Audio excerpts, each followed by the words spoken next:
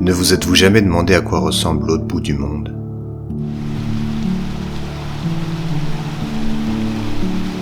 Qu'y avait-il de l'autre côté ?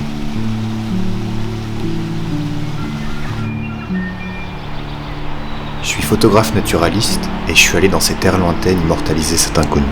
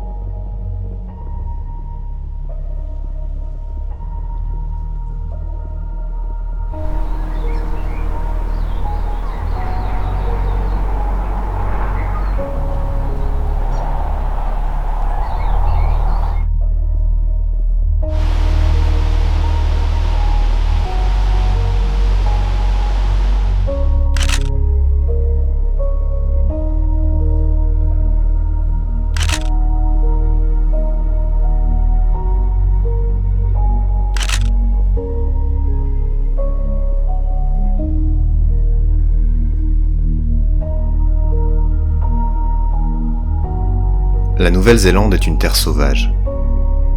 Un des derniers endroits sur Terre où l'homme a mis son empreinte. Un pays isolé du reste du monde, avec un endémisme fort.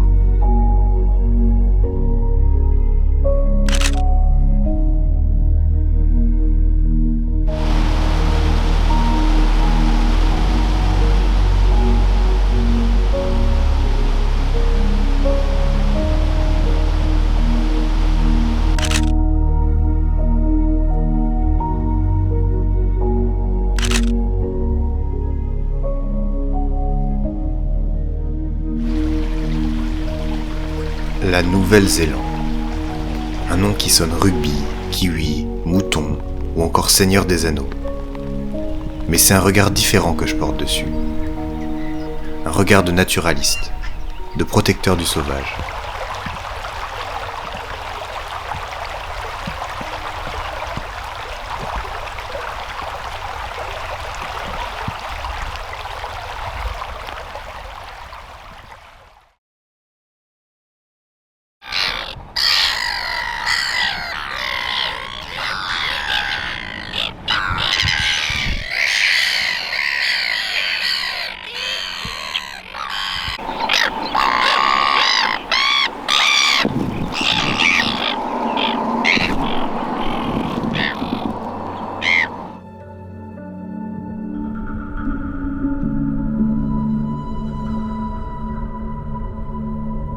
Comme toute île, les oiseaux en sont les rois.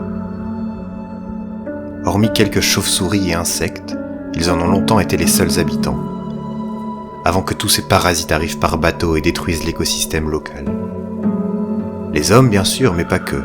Les opossums, les phalangers renards et toutes sortes de nuisibles qui peuplaient les cales des navires.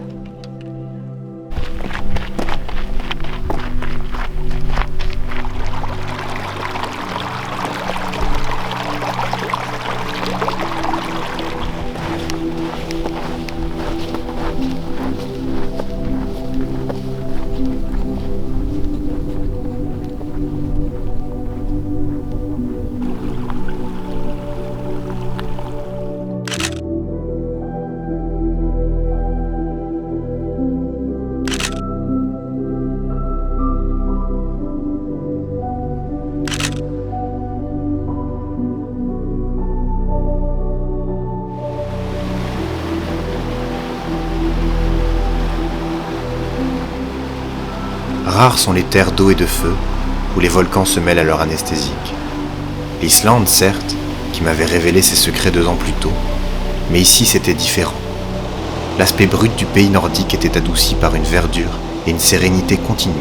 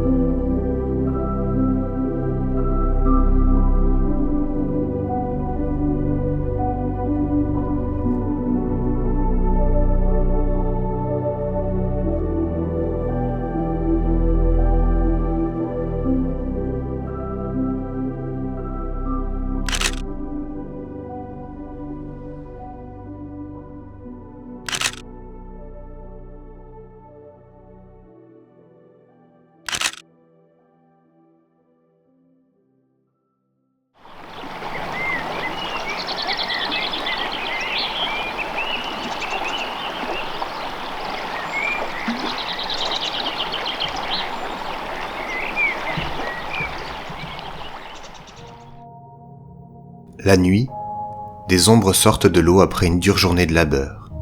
Un débarquement digne d'un rêve d'enfant. Les manchots pygmées rentrent chez eux, sous les quelques lumières du port.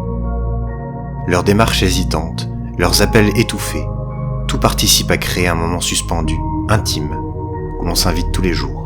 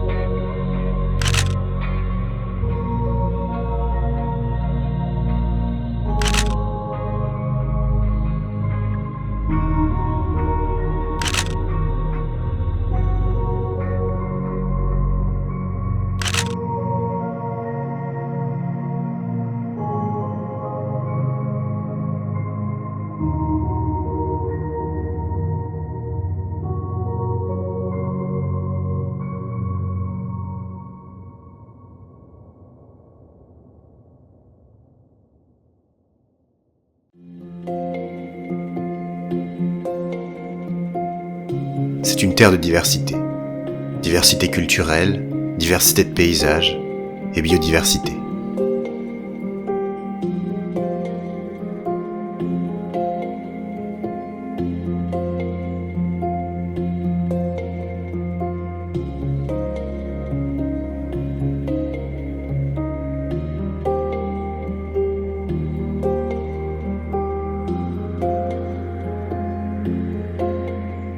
L'otarie à fourrure de Nouvelle-Zélande. Animal qui vit en colonie, typique de nos prisons à toit ouvert. Il y a 100 ans, nous faisions des zoos humains. Aujourd'hui, cela paraît inimaginable. J'espère que l'on mettra moins de 100 ans à se rendre compte de l'aberration des zoos animaux. Sous un prétexte d'intelligence, nous privons la liberté d'êtres qui ne peuvent donner leur avis, après nous être nous-mêmes privés de la nôtre.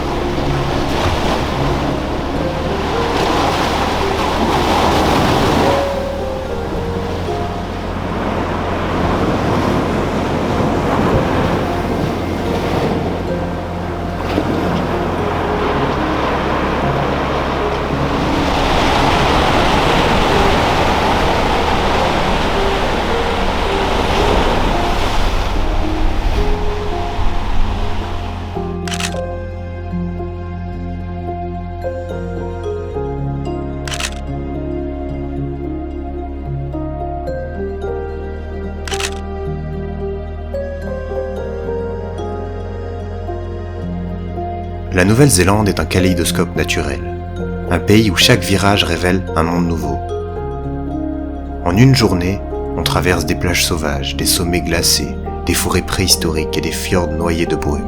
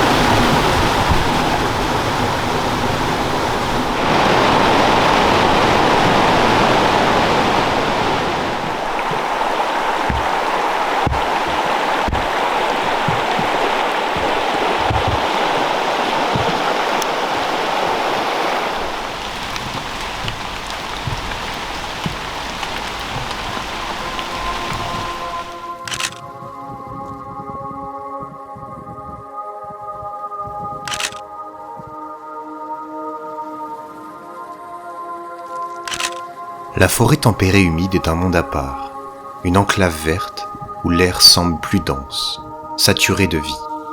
En avançant, elle glisse imperceptiblement vers la forêt ombrophile, où chaque élément dépend de la pluie. Ce sont des sanctuaires fragiles, ils abritent plus qu'un paysage, ils racontent l'équilibre d'un écosystème.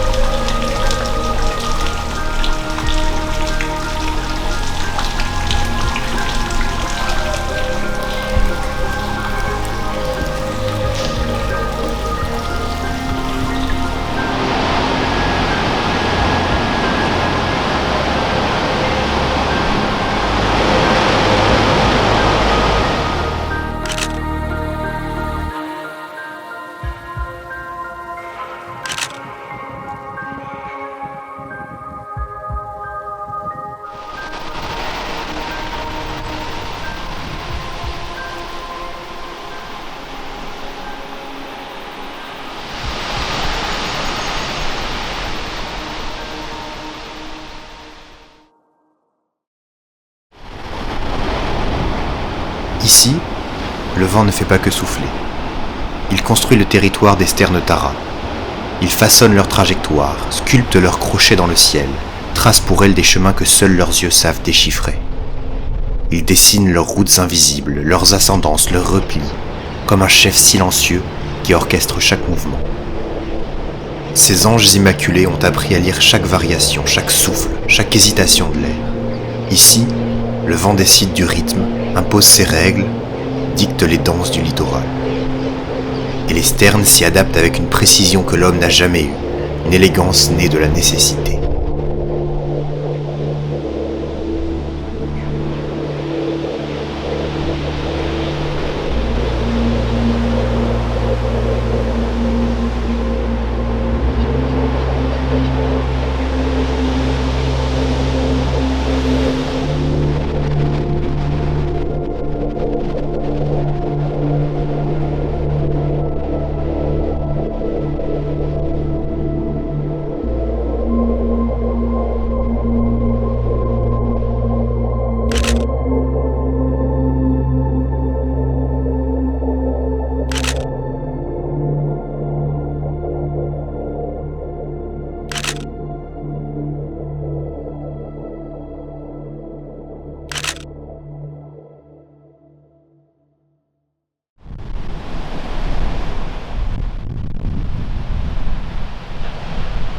Mais ce ne sont pas les seuls habitants de ces littoraux venteux.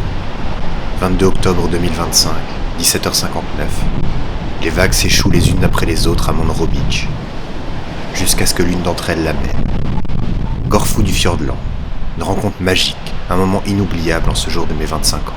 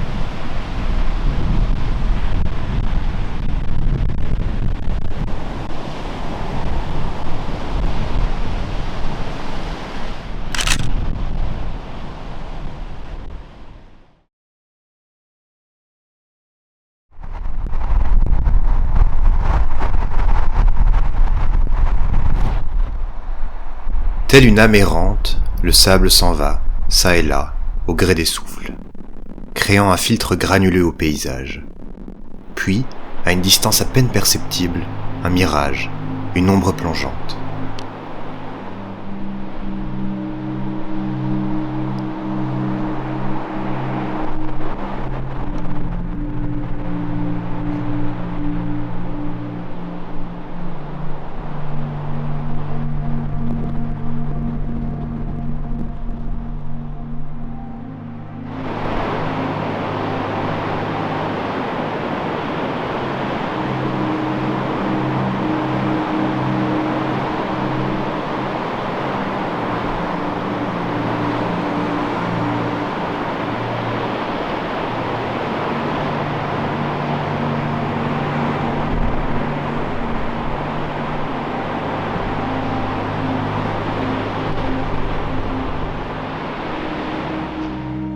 Quatre kilomètres de marche dans le sable plus loin, une crique sauvage, logiquement habitée. Deux couples de lions de mer, la paresse du paradis, l'innocence de la liberté. Leur respiration lourde s'accorde avec le ressac. Un va-et-vient tranquille, ancestral. Parfois, l'un d'entre eux relève la tête, jauge le visiteur d'un œil noir, puis retombe dans sa torpeur salée. Comme si rien ne méritait vraiment d'interrompre sa sieste. Leur quiétude impose le silence. On se surprend à ralentir, à respirer plus doucement, à craindre de troubler un équilibre qu'ils semblent avoir trouvé mieux que nous. Ici, le temps n'a pas la même densité. Il s'étire, il flotte, il se dépose autour d'eux comme un voile de sérénité.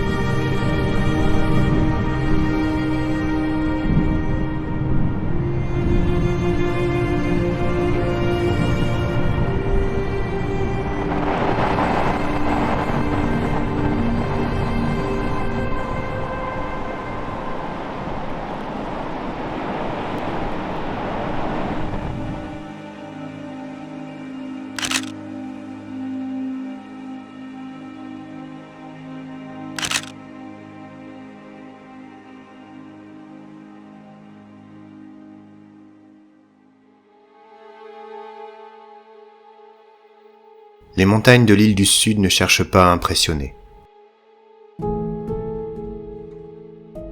Elles sont simplement là, massives, façonnées par le temps, nommées comme des hommes.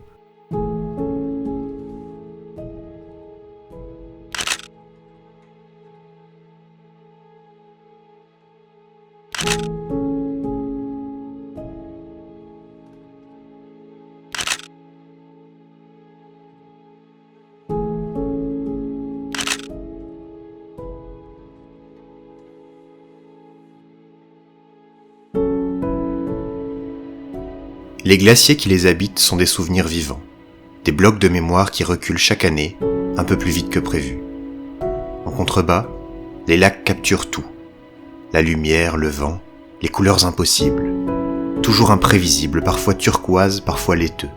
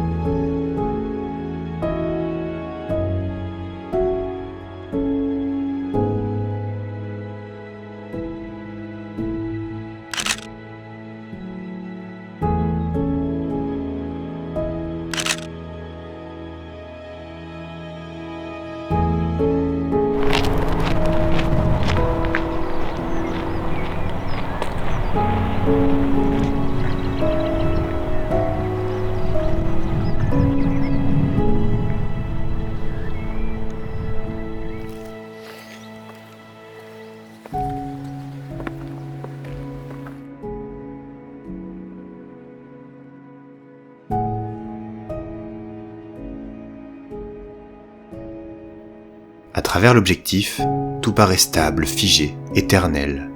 Mais sur le terrain, tout bouge, craque, s'effrite. C'est une illusion de solidité, une façade glacée qui se fissure sans bruit. Un décor magnifique, mais qui révèle une fragilité certaine.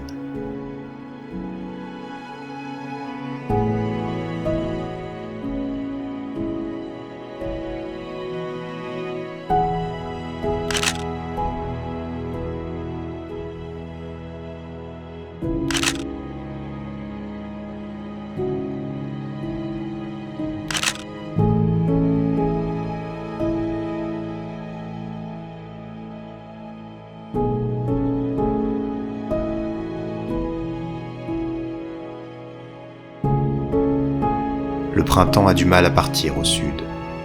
Là où certains se baignent déjà au nord, ici, les neiges tombent encore. Les vents se déchaînent, le sauvage nous rappelle qu'on est chez lui.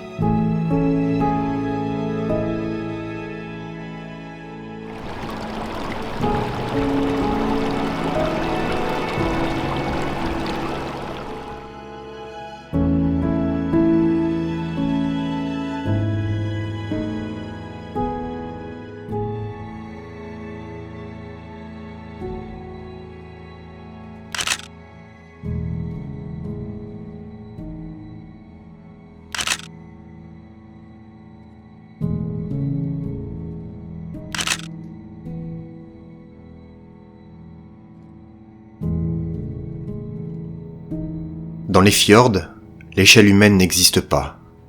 Les parois tombent à pic, sans transition, comme si la terre avait été tranchée nette. C'est un monde vertical, silencieux, où tout semble trop grand pour être questionné.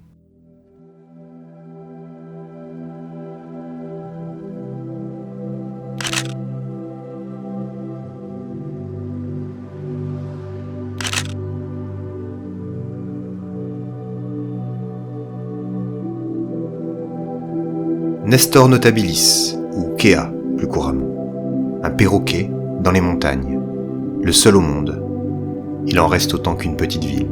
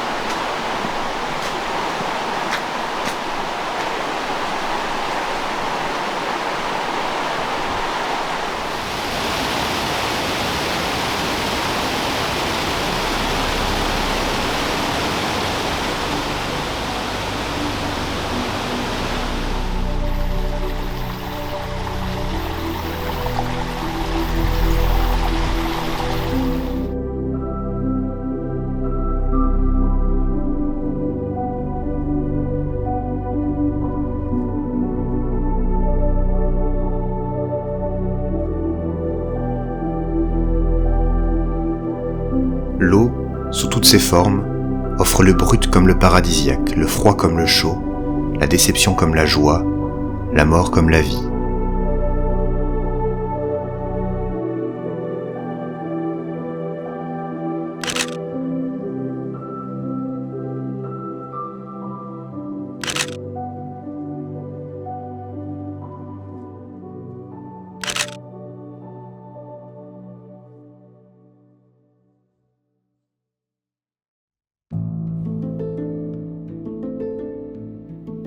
Un camouflage discutable et un air innocent. Un trait jaune en guise de masque. Le manchot antipode.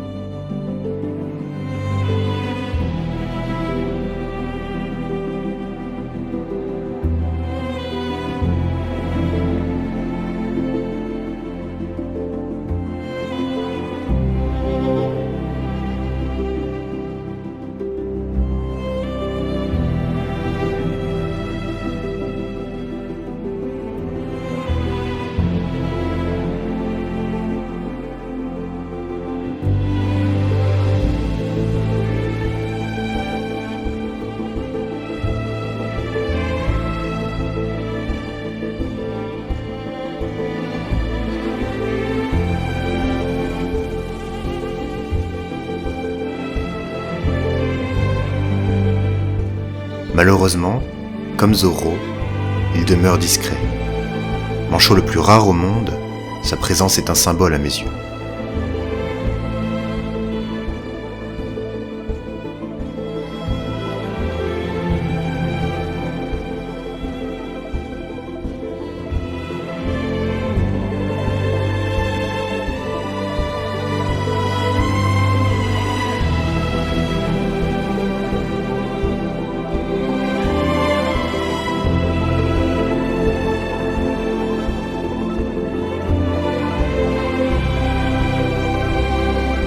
Peut-être que ce sont eux qui ont tout compris.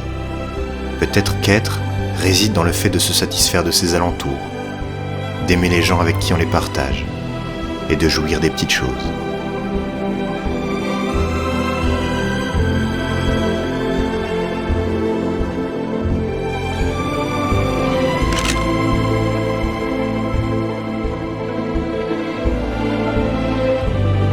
Il y a du bon en ce monde, monsieur Frodon. Et il faut se battre pour cela.